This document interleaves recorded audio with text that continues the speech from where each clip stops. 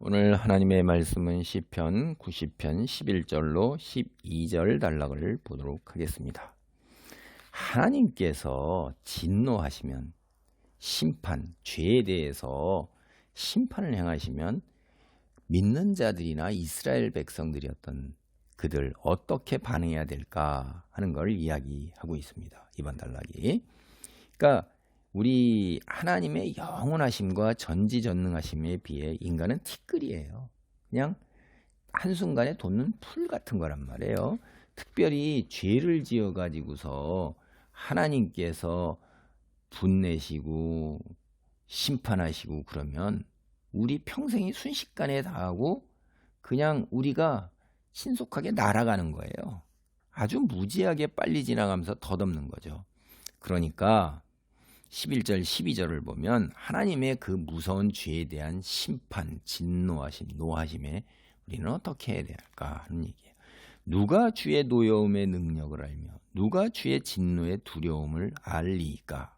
우리에게 우리 날 계수함을 가르치사 지혜로운 마음을 얻게 하소서. 그러니까 하나님 죄에 대해서 하나님께서 진노하시고 심판하시고 분노하실 때 그 사람의 수명이 얼마나 짧게 날아간다고 그랬어요. 그렇게 날아가는 그 우리 비유적으로 볼 때 그게 얼마나 줄어드는가 하는 거를 누가 알아요? 아무도 모른다 이 말이에요. 주의 노여움의 능력을 누가 아냐 이거예요. 아무도 모른다는 얘기죠. 수사학적으로. 또한 사람의 수명을 단축하는 주님의 진노의 그 두려움, 그걸 누가 알아요? 인간은 모른단 말이에요. 그러니까 죄를 짓는 거죠. 그래서 하나님께 지혜로운 마음을 달라고 기도하는 거예요. 여기를 보면. 그러니까 우리가 도대체 얼마나 살겠습니까? 70이나 80이다. 이걸 깨달아서 이 정도 사는구나. 그건 이제 비유적인 얘기고 일반적인 얘기인데 죄를 짓지 않는 사람이 어딨어요? 죄를 지은 사람은 그거보다도 더 순간에 인생이 날아가고 평생이 날아간단 말이에요. 그러니까 그거를 헤아릴 수 있는 지혜, 그걸 달라고 그러는 게 아니에요. 하나님의 진노가 얼마나 지속될 것인가. 그러니까 주의 노여움의 능력과 주의 진노의 두려움을 알게 해달라고 기도하는 겁니다. 하나님의 진노에 대해서 죄를 지었을 때 하나님의 진노의 심판에 대해 인간은 이렇게 지혜를 구하는 기도로 반응해야 되는 거예요. 하나님 주의 노여움, 주의 진노의 두려움, 이걸 알게 하고 깨닫게 해달라는 거예요. 그럼 죄를 짓겠어요? 죄를 짓지 않는 거죠. 그러니까 제가 이제 이게 설교하는 중에 다른 이제 미국에 계신 목사님이 오셔서 하시는 말씀이 지옥에 관해서 설교하고 죄에 관해서 설교한다는 거예요. 요새 교회에서 그게 다 사라졌다는 거예요.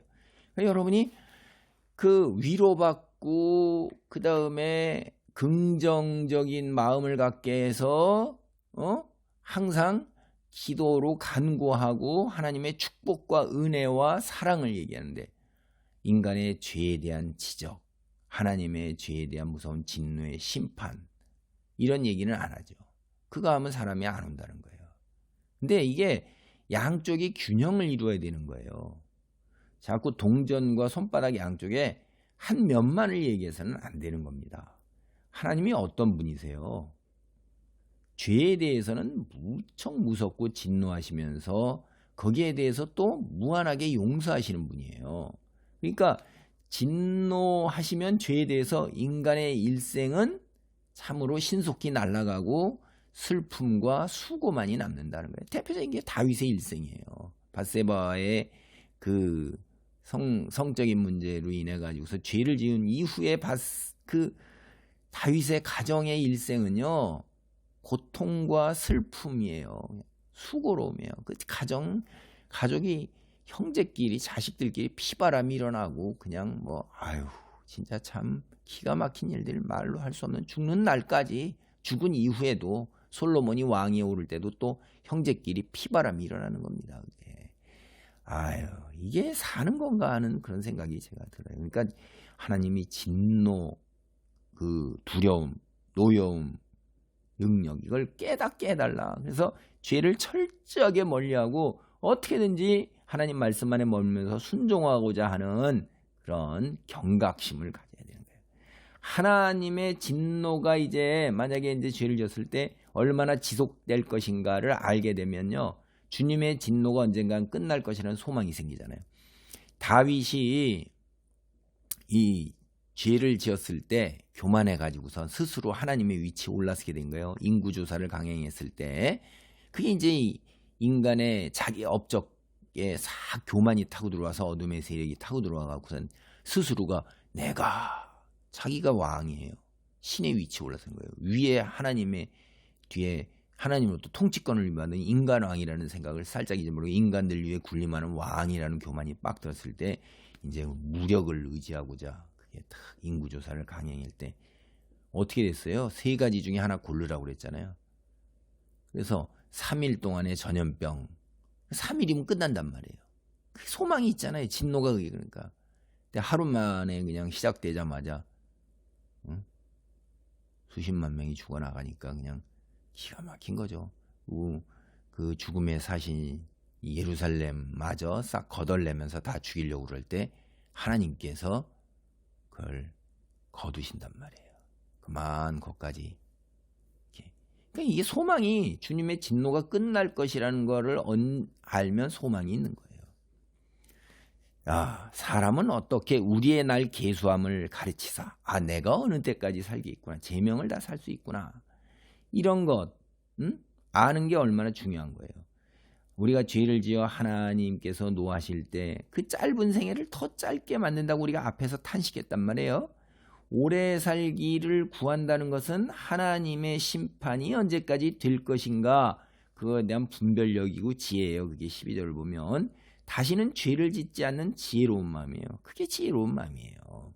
그래서 이 시편 여기에서 우리에게 우리 날 계수함을 가르치사 지혜로운 마음을 얻게 하소서 갖고 지혜로운 마음을 구하는 12절이 이 시편 90편 전체에서 가장 긍정적인 말씀이 되는 것입니다. 사람이 죄를 짓지 않으면 하나님의 노여움이 임하지 않을 것이고 하나님의 진노가 임하지 않으면 자신에게 주어진 인간에게 주어진 삶을 다 살 수 있기 때문입니다.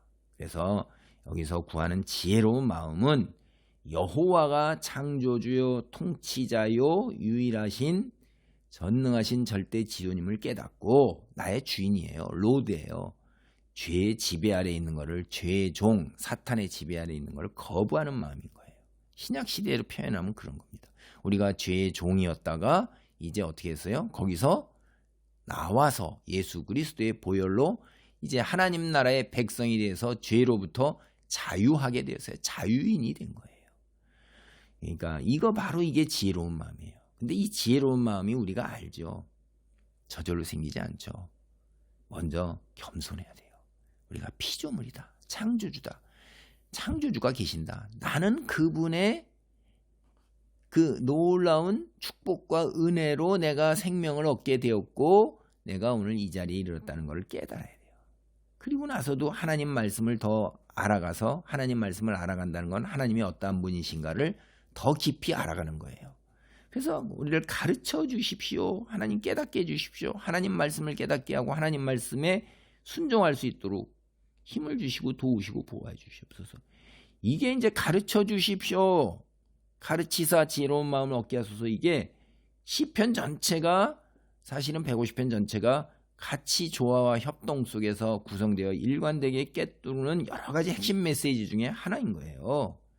하나님께 그 계수 내가 얼마나 살 건가를 갖다가 그걸 가르쳐 달라는 게 아니라 삶을 변화시키는 하나님에 대해 말씀에 대한 깨달음, 하나님께 대한 그 말씀을 토대로 한 순종하는 것, 그거를 가르쳐 달라고 하고 있는 거예요. 내 인생이 하나님 진노의 심판 아래에서 며칠을 살 것인가 하는 거, 그걸 깨닫게 하는 그 의미라는 것이 바로 그런 겁니다. 내 삶을 하나님 안에 머물며 순종할 수 있는 그런 놀라운 지혜, 그걸 하나님의 가르침, 말씀을 알고 하나님을 알게 되면 죄를 짓지 않게 돼요. 성령이 역사하셔서. 그러니까 말씀의 토대를 그러지 아니하고 이제 경험이 있잖아요. 체험 이러면 신비주의에 빠져요. 여러분 말세에 적그리스도가 나타나거나 거짓 선지자 사꾼 목자는요 표적과 기사를 일으켜요. 그건 예수님이 말씀하셨어요. 표적과 기사를 보고 따라가고 체험을 보고 따라가잖아요.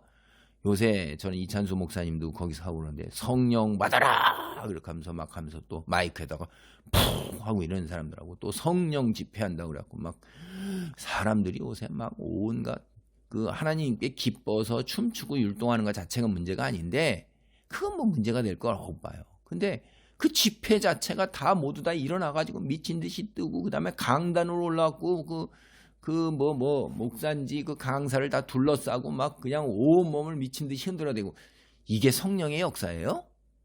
성령 충만하면 그렇게 되는 겁니까? 이찬수 목사님 아니라고 그러는 거예요. 저는요 확실히 그렇게 생각합니다.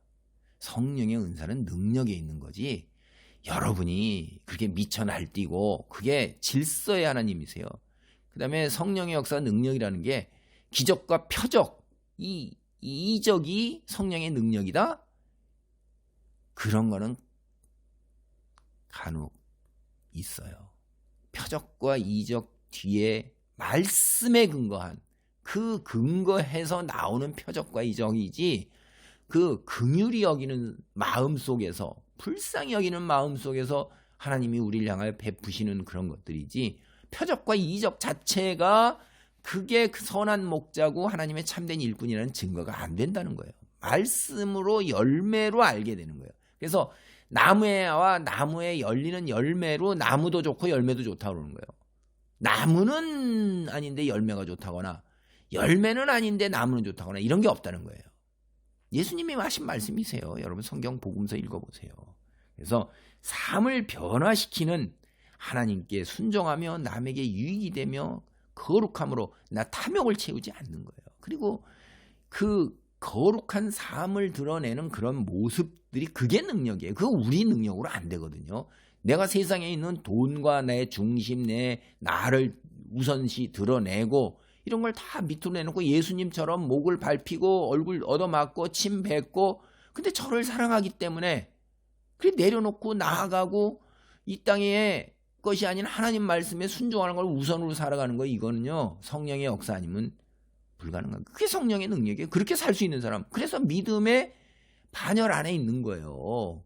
그게 능력이지. 자꾸 표적과 기적 치유의 능력, 암 치유, 불치병이 낫고 뭐 방언에서 막 그냥 어마어마하게 방언은 왜 해요? 그런 기본적인 걸 생각해 보시라 이 말이에요. 하나님과 골방에 들어가서 기도하기 위해서 방언하는 거지 남에게 드러내기 위해서 하는 거 아니에요.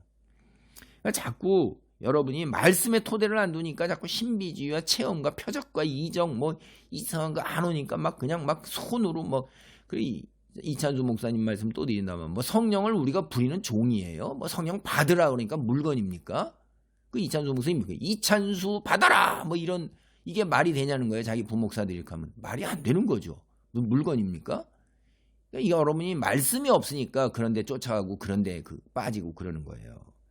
제발 좀 성경 좀 읽고 하나님 말씀을 공부해서 하나님이 어떠한 분이신가를 깨달으셔야 돼요. 그렇게 되면 말씀을 통해서 깨닫고 그렇게 되면 그런 헛된 것에 흔들리지 않습니다. 우리가 하나님의 가르치심에 따라 말씀 안에 머물면서 죄를 짓지 않으면 하나님의 진노가 우리에게 임하지 않을 뿐 아니라 하나님이 우리로 인해 기뻐하시게 될 겁니다. 그게 영광입니다. 주께 기도합니다. 할렐루야. 하나님 감사합니다. 하나님 말씀에 대해 바로 깨닫고 하나님 말씀 안에 바로 머무는 지혜로운 마음, 분별력 있는 마음을 아버지 분별력 있는 신앙을 얻도록 도우시고 역사옵소서. 예수님의 이름으로 기도하옵나이다. 아멘.